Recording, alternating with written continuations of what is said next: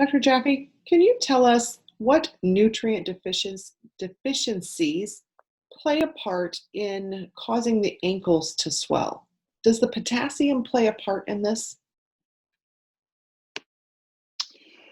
Well, let's start with the question, which is what causes ankles to swell? Ankles swell when the hydrostatic pressure of the blood in the arteries and veins is high enough and the repair of blood vessels is retarded enough. That is, you have leaky blood vessels and higher hydrostatic pressure.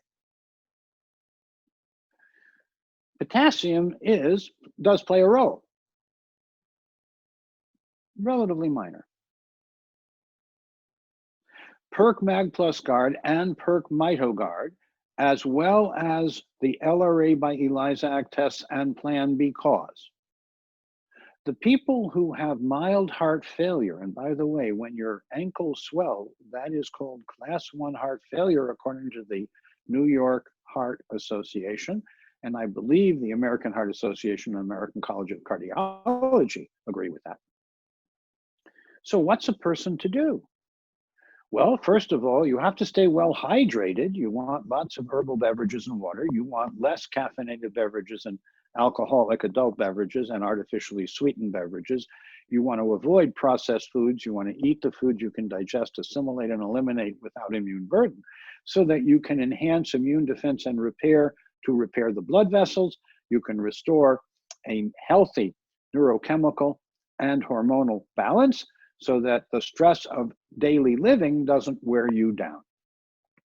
So there is no specific nutrient, including potassium and magnesium, that, quote, cures, but there are certainly ways that I have used over decades, based on what I learned from Sodi Payeras, a very famous Mexican cardiologist, who pointed out that a easy to assimilate diet, what he called a peasant diet, an easy to assimilate diet from healthy foods, would reduce heart failure and therefore get people out of swollen ankles. And we've been doing this for decades. Part of my work at the National Institutes of Health was to study animal models of heart disease. And yes, we occasionally had a foxhound dog with heart failure whose ankles swelled. But more importantly, heart failure for most people is a choice. It's not inevitable, it's not genetic, it's not due to the sins of other generations.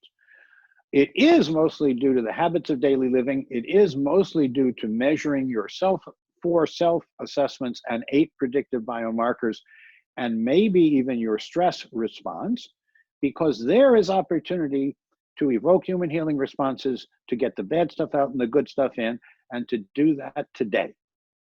And while we wait for other studies and more elegant advances, we know how to correct the problem physiologically, and that is what I recommend.